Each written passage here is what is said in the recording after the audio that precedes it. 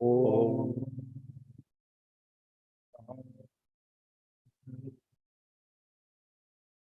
Padme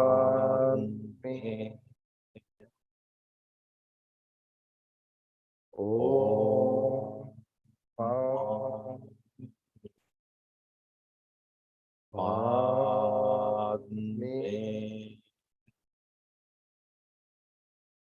Om Padme.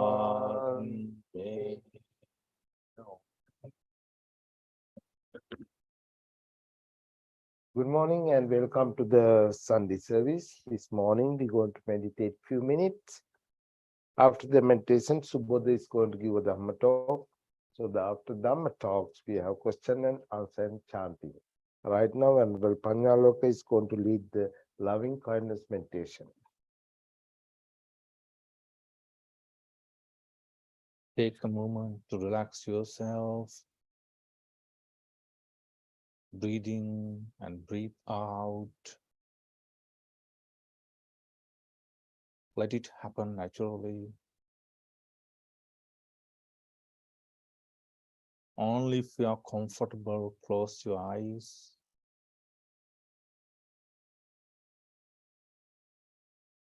And continue your meditation.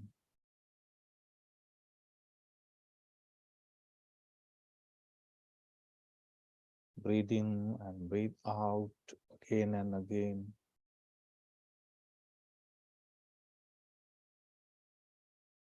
Now we are going to practice the loving kindness meditation.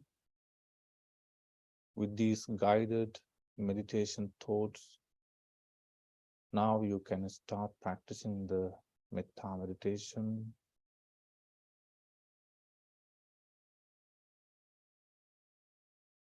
May my mind be filled with the thoughts of loving friendliness, compassion, appreciative joy, and equanimity. May I be free from enmity. May I be free from ill will. May I be generous. May I be gentle. May I be relaxed. May I be happy and peaceful. May I be healthy.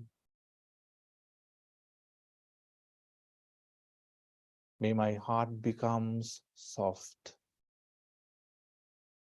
May my words be pleasing to others. May my actions be kind.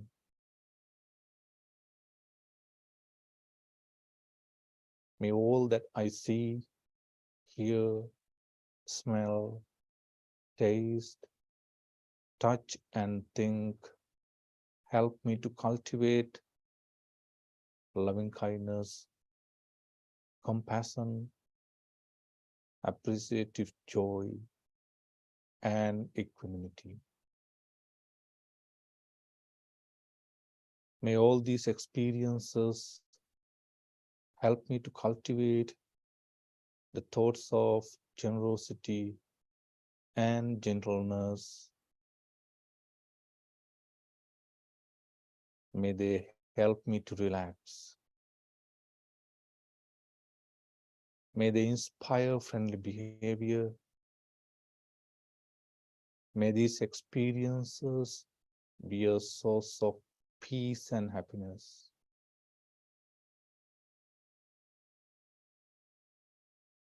May they help me to be free from fear, tension, anxiety, worry, and restlessness. Spread like these metta thoughts to yourself.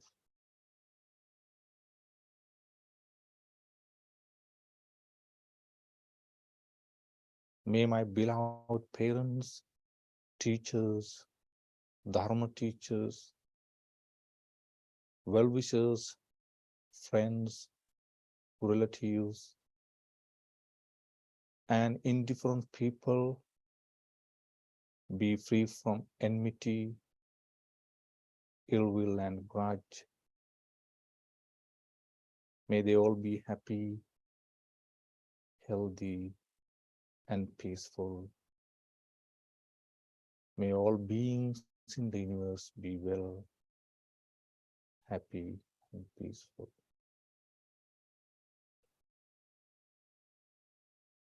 Stay in silence with these meditation thoughts. Spread loving kindness thoughts to yourself first, and then to your family members and every being in the universe. Once you hear the bell, you can stop your meditation.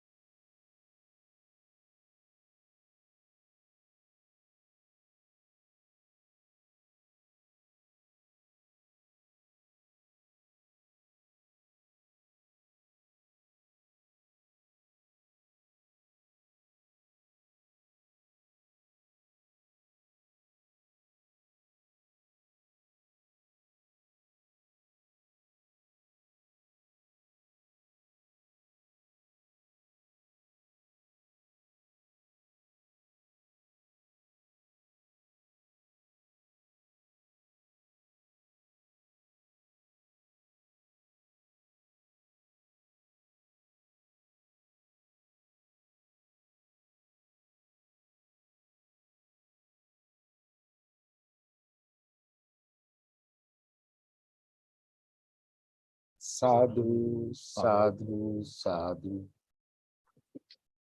Thank you, Venerable Panyaloka, leading the Metta meditation. Right now, Stephen Subodha is going to give a Dhamma talk.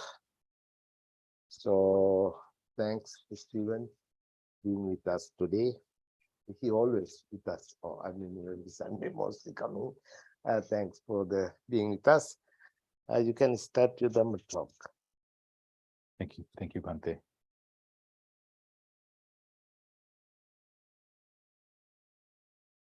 I pay homage to the Buddha. I pay homage to the Dhamma. I pay homage to the Sangha.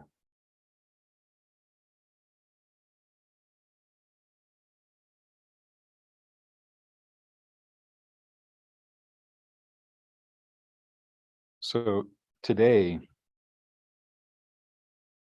there's a teacher that I want to discuss.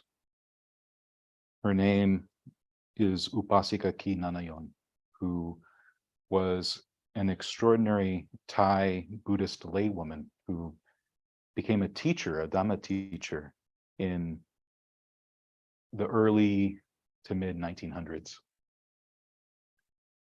But before I can, I think, fully address her teaching, apologies for taking a drink of water. Before I can fully address her teachings, I want to lay some groundwork first. So I want to bring attention to how I nearly always start my Dharma talks. Since I first started giving Dharma talks here, I'm not quite sure why I made that choice to do it, but I've always started with paying homage to the Triple Gem, homage to the Buddha, homage to the Dhamma, homage to the Sangha. And I suppose that I decided to do that to keep in mind what it is that I'm trying to do when I take this seat and when I share the Dhamma. But I'm doing so as someone who is doing it respectfully to the Triple Gem, but also someone who has taken refuge in the Triple Gem. And so it's something that I say to myself to prepare myself mentally. And hopefully something too that people here who have also taken that same refuge can reflect on, remind themselves too why they are sitting here listening. Now the thing is, the chant, the chant that's usually done for homage to the Triple Gem is much longer than what I do. In fact, what I've really done is just taken a simple single sentence from each one of those, just the part that's about paying respects, veneration to the Triple Gem, to the Buddha, Dhamma, and Sangha. If I were to actually do the whole thing, I'd have to add an additional minute or two to every talk I would do. And people might wonder, like, all right, when is he going to get on with it? But I do love Buddhist chanting in general. Here at the International Buddhist Meditation Center, we have the privilege, the honor of being able to chant from many different traditions. But the tradition that I enjoy the most, especially to chant from, is the Theravada tradition, chanting in Pali.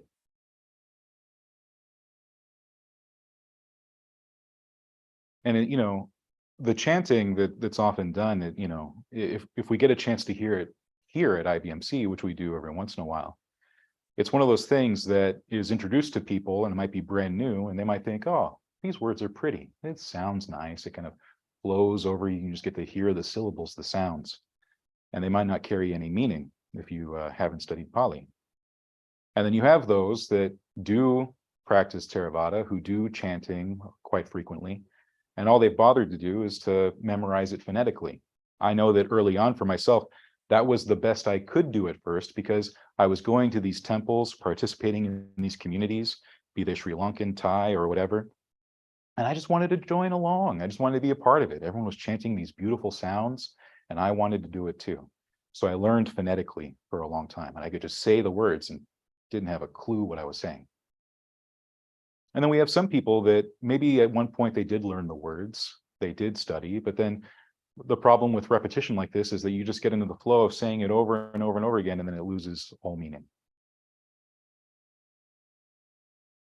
So let's single in on one of the aspects of the Triple Gem, the Dhamma, because that's why we're here. We're here to study the Dhamma. So the one little phrase that I take is just really just one sentence of the entire chant. Tam ahang dhammang abhipujayami, right? That's it. That translates to, I pay my respect to the Dharma. I venerate the Dharma. I pay homage to the Dharma. That's what it means. Different ways of saying the same thing. That's all it means. But the full thing, like most of our Buddhist chants, aren't just meant to be pretty words. Oftentimes they're very instructive. They tell us something about this practice that we're doing, this path that we're on.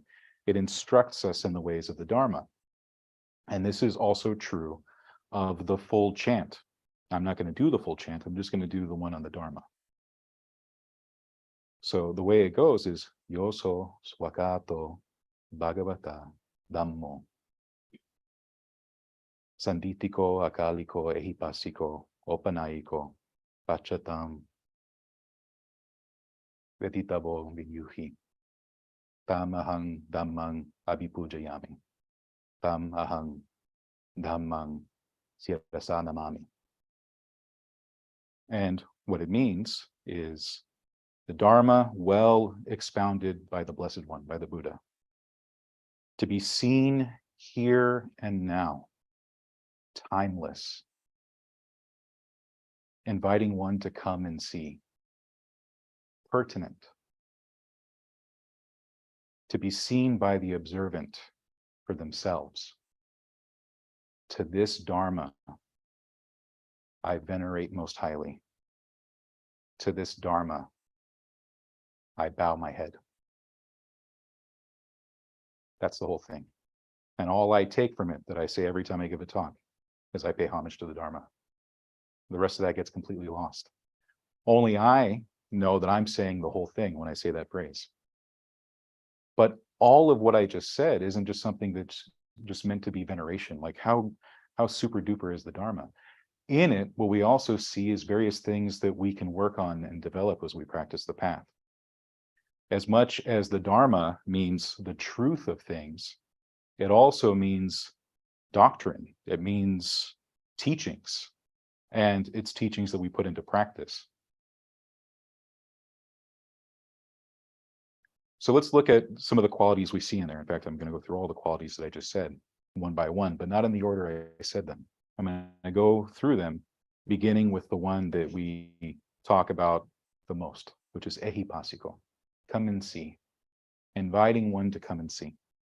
And I'm starting with that one because I really think that when we talk about Dhamma or Dharma, what we really talk about is really like three kinds of Dharma, or rather three aspects of Dharma. There's the Dharma that we study.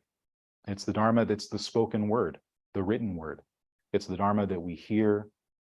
It's the Dharma that we speak. It's the Dharma that we write down. It's the Dharma that we read. That's the learning part. The other two are experiential. It's the Dharma that we practice. It's the Dharma that we put into practice. And then the third aspect of Dharma is the Dharma that we realize, the truth part that we come to, which is that there is an end to suffering, an end to stress, that there is a cessation and a release, freedom, that there's nibbana, nirvana, enlightenment.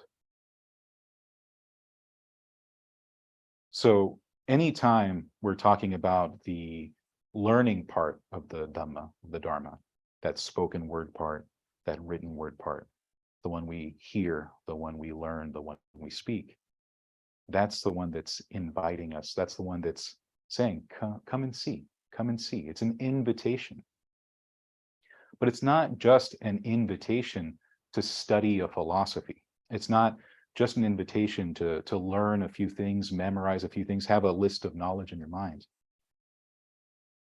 The Dhamma, because it's dealing with stress and suffering, because the Buddha said he taught two things. He taught suffering and the end of suffering.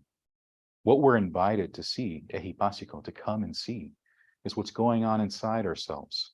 It's to see what's happening in our hearts, in our minds. This is where we're coming to see. This is what we're experiencing. In fact, one of the other words that we find in this chant is the word opanayiko, which I've translated it as pertinent because that's one of the ways it's translated in the, say, the Dhamma Yuta order. But Opanayiko in Pali has this sense of drawing near. And it's a multifaceted term, especially when we apply it to the Dharma, because we're not just drawing near to the Dharma, we're drawing near to our own hearts, and through our hearts perceiving another dimension, a dimension free from greed, free from aversion, free from delusion. We're drawing near to the deathless, near awakening. So pertinent in that sense that it's pointing us in a direction. When we talk about someone who's had a glimpse of the deathless, had some sense of awakening, we call it as someone who's entered the stream. They're being directed down the stream at that point. There's momentum happening. And so they're being drawn in, Opanayiko. And since we're being drawn into our hearts and minds, since we're being drawn into that view of ourselves inside, really getting to know ourselves, investigate ourselves, understand ourselves, and cultivate ourselves, the skillful qualities we have within, we're also brought to that first thing, which is to see here and now, to be seen here and now. Sanditiko, right? And then that's paired with another word right after that seems to contradict itself. We're told that the Dhamma is something to be seen here and now, but then we're also being told that the Dhamma is akaliko, timeless. So how can something be seen here and now and yet also timeless? The Dhamma is timeless because of its very universality, because it applies to every single one of us all throughout human history, from the dawn of any kind of perceivable, measurable time, all the way to the very end when all beings are just gone, right? The truth remains the same. In that sense, it is timeless. The teachings of the Buddha are timeless in that they relate to not only the Buddha and his disciples within his own lifetime, but it's related to everyone since then, relates to us now, because our nature is the same. We have the nature to be born, to grow old, to get sick, to die. We have the nature to experience suffering and stress, of the nature to feel sorrow and lamentation. But we are also of the nature to cultivate and question and be curious and find an escape out, to find an escape to greed, aversion, delusion. We have all of that going inside of us, all that potential within us that exists for everybody. But it's here and now because that's what we have to work with. Because anything that we do inside ourselves within our own hearts always happens here and now, wherever it is that we are. It's true that we are a product karmically of our past, but also our present. And it means that any karmic work that we're going to do happens right here and right now in the present. It's what we've got to work with.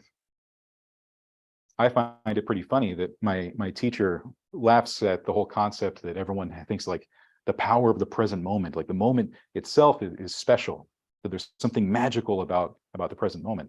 And he says it's really not the moment itself, it's the fact that that's where you are right now.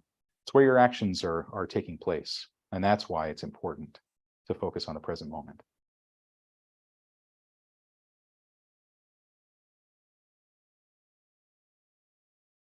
So the other quality that I'll talk about is the last one, to be seen by the observant for themselves.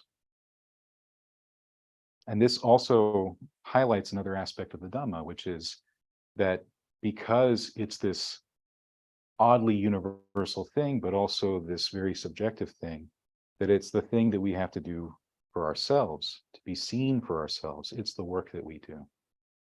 Oftentimes when this is brought up in teachings, it's highlighting how the Buddha cannot enlighten you just by him being the Buddha. And no teacher, no admirable friend, no one else that you have on the path can do the work for you. You know, it's not the case like we hear in some stories where someone has magic powers, they can just rest their hand on you and you're healed. You know, we have stories of that happening physically, but in this sense, it'd be the kind of a spiritual or mental healing. Someone can place their hands on you and you're just all better. Doesn't work that way. The Dharma, in inviting us to look within, means that we have that work to do.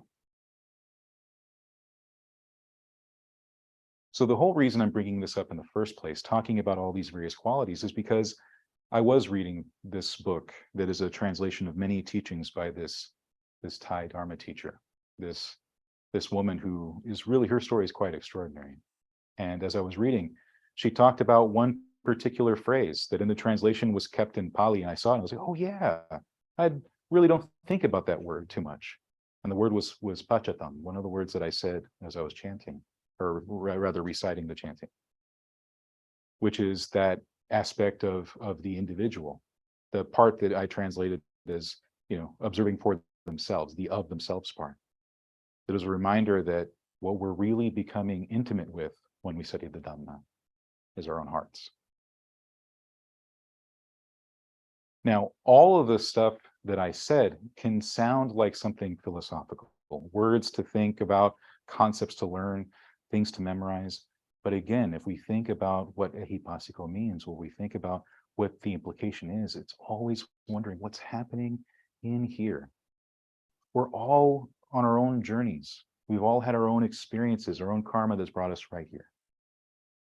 So let me now tell you about Upasika Ki Nanayam, now that I've laid this groundwork. And you'll see why I brought all this stuff up. So Ki Nanayam was a woman born in Thailand in 1901. And she, like many people, sort of inherited the work that her family did. Her father was a shopkeeper, and so she helped around the shop, and she herself was a shopkeeper. But her mother was a very devout Buddhist. And so from a young age, she learned the rudimentary aspects of Dharma from her mom. Her mom taught her how to meditate, how to chant, how to light incense, all that stuff, learned the rudiments of it. But as she grew up and was continuing to help out with the shop and live this, somewhat conventional, normal life, she continued to study on her own. She read Dharma books, various Dharma talks that had been transcribed and written down, and she continued to meditate on her own. And really, that's the impressive part. Many people expect that any good Dharma teachers had like at least a lineage of teachers to show them show them the way, or have some direct discipleship with a particular person. And this is someone that quite unexpectedly later on became very renowned, really just studying on her own quite a bit, doing a lot of reading, doing a lot of meditation. And at first, she had no aspirations of doing anything really all that different with her life. She thought that she was just going to work in the shop and spend her time there and save up enough money, maybe just to, live out the rest of her life peacefully, just having enough money to have her needs met, and just really just be kind of a run-of-the-mill person. But big events happened. She was living in Thailand, and right around both great wars. She would have been alive during World War I and then World War II. And sure enough, it's right after World War II, she decided to change her life. At that point in Thailand, things were starting to settle down, go back to normal after this big shift in everyone's lives.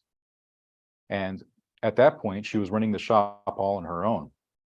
And she turned the running of the shop over to her sister and let her sister handle all that stuff. She's like, I don't want to do this anymore. You handle the business. I'm going to go off somewhere else. She happened to have an aunt and uncle who were also very, very deeply interested in Buddhist practice and really cultivating, and not really interested in living the conventional lay life. And so they happened to have a home in somewhat remote region of Thailand where there was this big mountain. I think it's called like Royal Park Mountain, something like that. And her aunt and uncle, what they had managed to do is find an abandoned monastic setup. It was basically like a little monastery that they had found, that at some point monks had lived there and left and abandoned the monastery. And they decided to go live there and turn it into a refuge.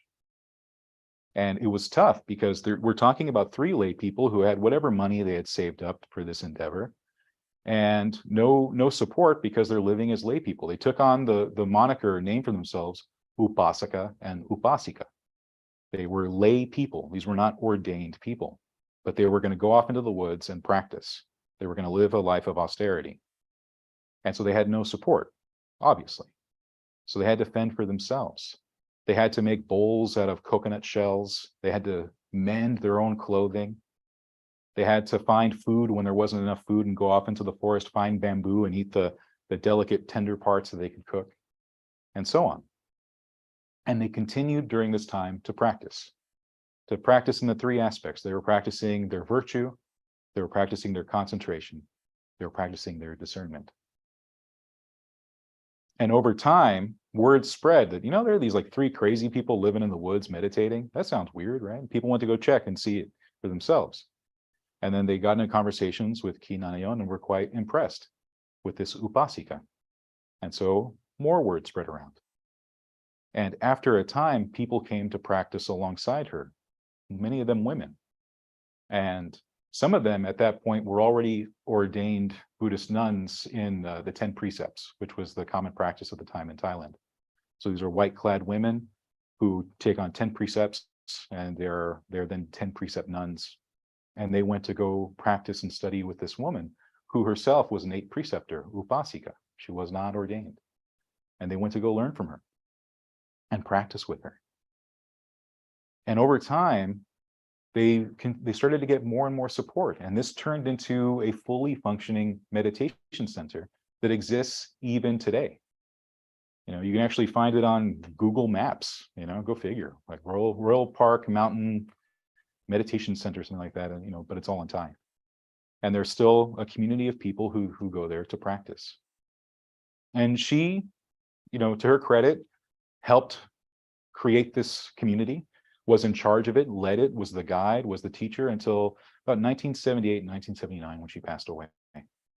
After she passed away, her sister decided to retire from the business and go live there herself, and she took over the community for a while until she eventually passed away in the 1990s, like 1993.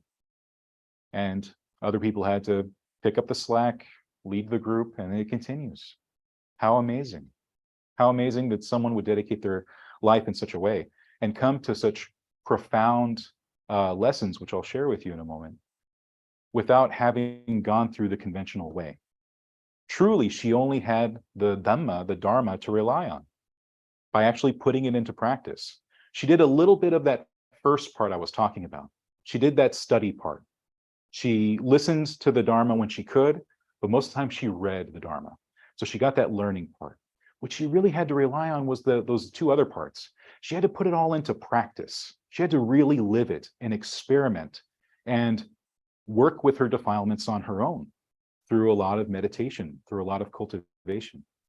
And then whatever realization she attained, and there are different stories to say how much exactly, but whatever attainments that she had were her realization through what she had done in her practice of the Eightfold Path. Someone like that I find very inspiring because they're an example.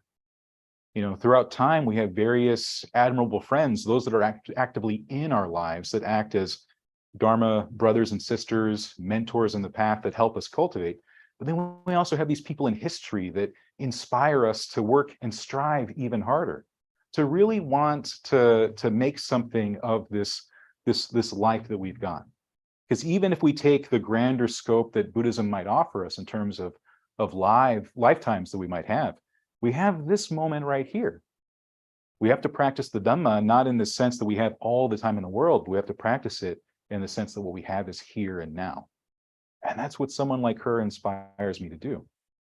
Now, everything that I just said, she managed to convey in like a couple paragraphs. Fantastic, amazing. And that's what I'm going to share with you now. Everything I just said about the Dhamma, everything that I recounted in the Pali chant on the Dhamma, all these aspects of it being akaliko, ehipasiko, opanayiko, all of that, she manages to convey in a way that brings to our minds its immediacy. Now, I will say that she tends to talk about those who are intelligent in the same way that I talked about those that are observant, which is another way of saying those that are wise. In fact, the Pali word vinyu, which is the vinyuhi part of the chant, refers to those who are wise. But we can say that it's someone who is discerning, has the ability to look around and have a sense of what's going on in themselves. So now I'll share this And keep in mind all the things that I've said about the Dhamma, because she brings it to light so beautifully. Only intelligent people, though, will be able to stick with the practice. Foolish people won't want to bother. They'd much rather follow the defilements than burn them away. To practice the Dhamma, you need a certain basic level of intelligence, enough to have seen at least something of the stress and suffering that come from defilement. Only then can you practice progress. And no matter how difficult it gets, you'll have to keep practicing on to the end. This practice isn't something you do from time to time, you know. You have to keep at it continuously throughout life.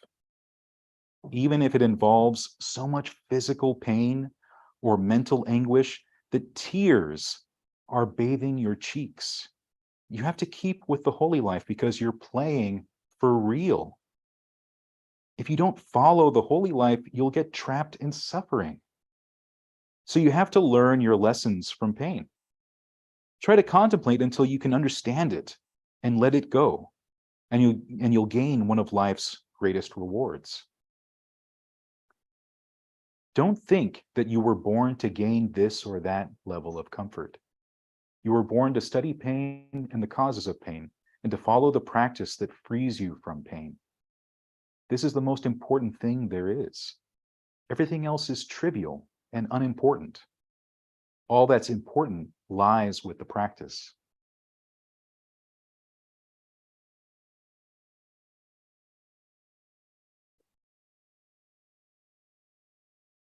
You know, of course, we're reading the words of someone who had made great sacrifices to live the life that she was living. We can even get a sense of what kind of pain that she's referring to. To have lived in the woods with only her aunt and uncle as company, and most of the time spending time quite a bit apart to practice meditation.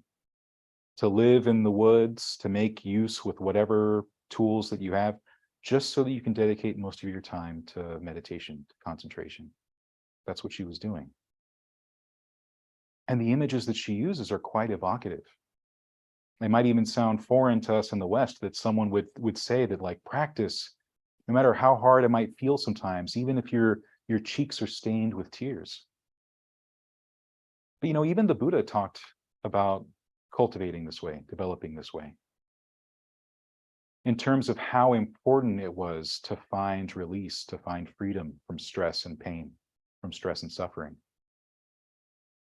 He said that if the path was like being stabbed with spears every day for like 100 years or something like that, by the time that you had finally found release, by the time you had found liberation, nibbana, true freedom, you wouldn't have looked at that time as time wasted. You wouldn't look back at that time spent every day being stabbed with spears as somehow being wasteful. You wouldn't have regret about it.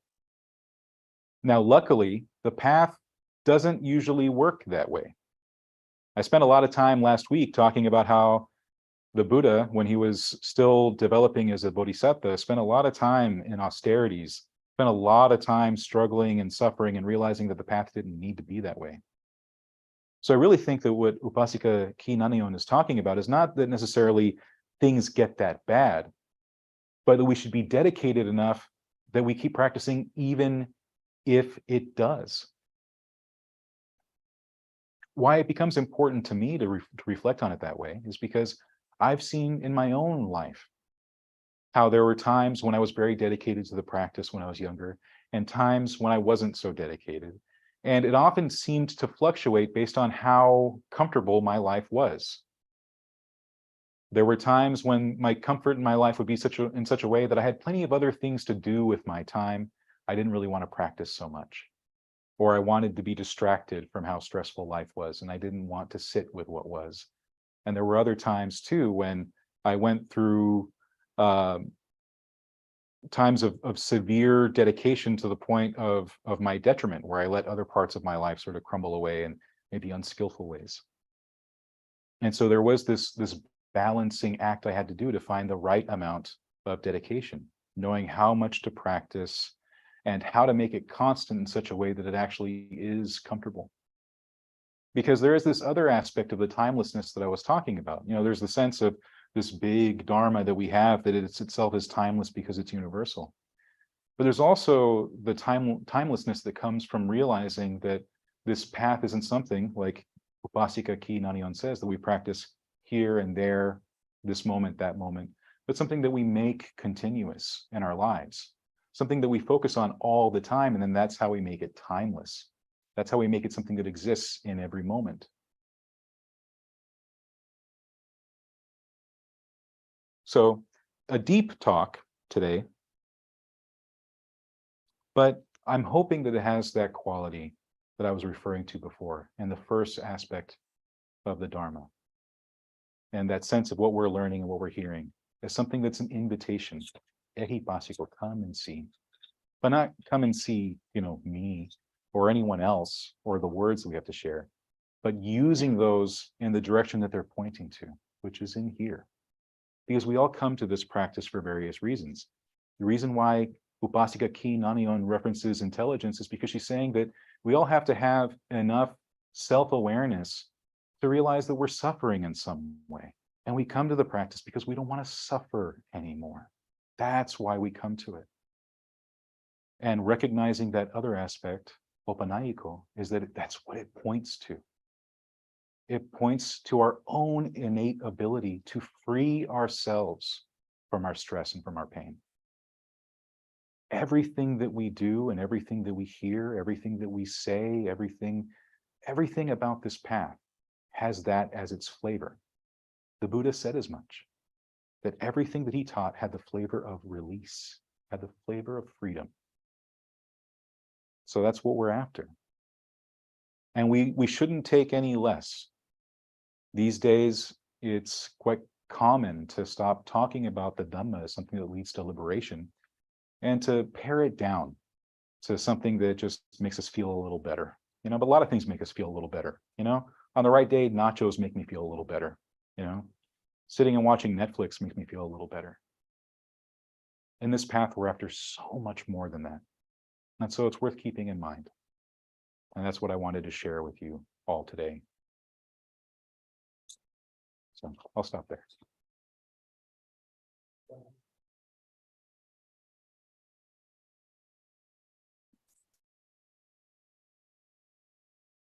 Thank you, Subodha. If you have any question, any comment, we have a little time.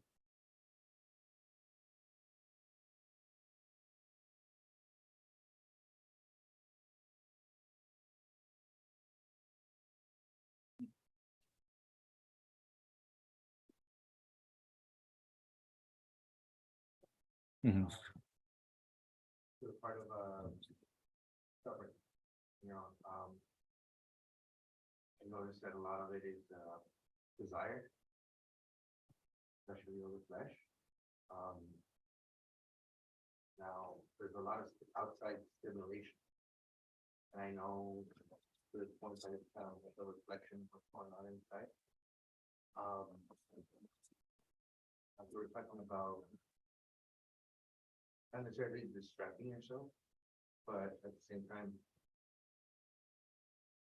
there's a point right now where I feel kind of like a void inside of myself because certain actions I let go, I was very, to the point, lustful. But I noticed that it caused my own suffering because of expectation. Now, the karmic effect hit me so hard that that outside simulation started reflecting a lot from what was going on inside of me. A lot of confirmation that it's not the path. A lot of confirmation that, the flesh becomes very,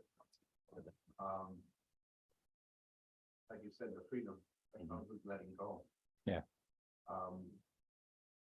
Now, I'm still kind of in between lifetimes, if you will. I see a lot of myself in people, if that makes any sense.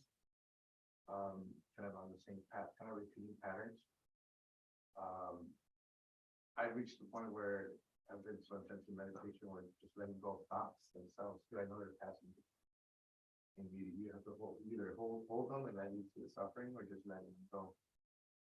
Now, as far as consciousness is concerned, I'm kind of having this debate within myself, if it's external or it's just based on on trauma, like internal trauma, because there's some times where I'm literally not thinking of anything and just certain thoughts with negative, especially negative thoughts. But then again, I see that they're more to the sense of my doubts, because I've been in between different paths, and I find a lot of them, they're very loud, especially at certain points of Christianity, in my personal experience, and I found a lot of peace here. A lot of internal meditation where I could, like right now, I kind of bawled and cried right now because I never felt this kind of peace before. I've been searching, I've been looking, but then I noticed it was kind of on my path. So in that sense right now, leading to lustful behaviors, okay? I know I kind of made a circle right now. I know. It's okay. Now, kind of we're kind of talking about procreation early on in life, that it's normal, but I've noticed that they normalize it. You know what I mean? It's not. Love and sex are two different things. Now I know it's the difference. And my ultimate path right now was ultimate love I could give somebody is letting go after I made them suffer because of my shortcomings. Now, is it okay? This is the question. Is it okay to not only learn from that lesson, but to think of those people as to just completely let them go? Like, I know they're still part of my life, but there's that suffering still whenever I see that person, because that person doesn't treat me the same as, before those actions, Now, in the sense of letting go completely, does that mean having no contact with that person whatsoever? Does that mean, because we have a child, so regardless, I'm still gonna have contact with that because we're in that time, there comes a point where I don't think about that person at all. But then once I do think about it, that suffering comes back, but I noticed that was just all my action, Yeah. That person had nothing to do with, what actions I took. So let me try to address what you brought up. Now, first of all, I think that what you had to say about suffering is right on the money. In Western culture, we tend to learn that the world itself is the temptation. Like the world exists this way. It's like temptations of the flesh, temptations of the material, right? That's what we learn if we practice Christianity. Buddhism is a bit different, that it puts the emphasis on us. The idea being that we have, in Pali it's asavas, which means effluence. The idea being that it's not the world that's tempting, it's that our minds kind of go out through our senses, through our eyes, nose, mouth, everything. We're hungry, man. We're hungry and thirsty, and we're going out this way to kind of touch everything. We want it. And so it's not so much that the world is drawing us outward, it's that we are drawn out and try to grab things. Now, your other question about letting go, the thing is it kind of depends, right? In some instances, we're able to make a clean cut and we don't see those people again. In some instances, we're not able to do that, and perhaps it's not even appropriate or skillful to do that. But what we do care about in this path is being skillful. What that means is that whatever actions we take, whether we're in someone's life or we're not, is that whatever we do, we have to reflect on and act in such a way that our actions are harmless. They don't cause pain to ourselves or the other person. That's the really important part. A lot of philosophy out there might point the emphasis on not causing pain to others, even if it causes pain to yourself. And other paths might focus only on the self. If you take care of yourself, who cares what happens to other people? But the Buddha didn't teach that way. He said that whatever you do has to be harmless and blameless for both parties. And that's why it takes someone being really observant. That's why we practice this path anyway, develop the way we practice, the way that we do, so that we're able to have enough wisdom, discernment to make those judgment calls, to not just be compassionate, but to be wise. And that takes a lot of work. And we're going to fail a lot until we finally get it right. But that's why it's worth doing. We want to get it right because we don't want to hurt ourselves and we don't want to hurt others. So it's hard to say in what way you might need to let go, but really take a look at it for yourself to see in what ways you can act that don't cause any harm. That's the important part. And you might not have a clear-cut answer right away, but that's why the Buddha said we reflect constantly, because the answer might change over time. And we want to be in the moment enough to notice those changes and respond accordingly. Yeah, I hope that helps. Yeah.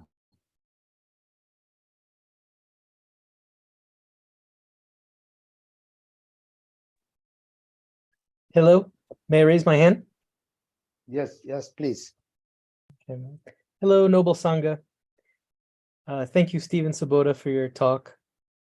Thanks for the reminder. I have to keep practicing, especially when it gets difficult. Thank you. I just want to express my gratitude for these Sunday services. I don't live where I can go to a temple or hear a Dharma talk. So I'm very grateful that IBMC runs this every weekend. It's something that I can really look forward to. So thank you, everyone. Thank you. What's your name, sir? Oh, I'm Nick. Oh, okay. Thank you. Thank you, Nick. Is there any question? All right. We don't have time also. We're going to chant page 4 and page 10. Thank you, Subodha, again. Namo tassa bhagavato arahato samma sambuddhassa. Namo tassa bhagavato arahato samma sambuddhassa. Namo tassa bhagavato arahato samma sambuddhassa. Buddhang saranam gacchami. Dhammang saranam gacchami. Sanghang saranam gacchami. Sentience beings are numberless. I vow to save them all. Deluding passions are inexhaustible. I vow to end them all. Dharma gates are limitless. I vow to study them all. Buddha's way is supreme. I vow to attain it. May suffering ones be suffering free, and the fear-struck fearless be. May the grieving shed all grief, and the sick find health relief. When ye do konga boka unyati nadam jonga sange yai kon dai pa. When ye do konga boka unyate nyadam Du changa sange gai con ai pa when ye du conga du boca punyate nyadam du changa sange gai con ai pa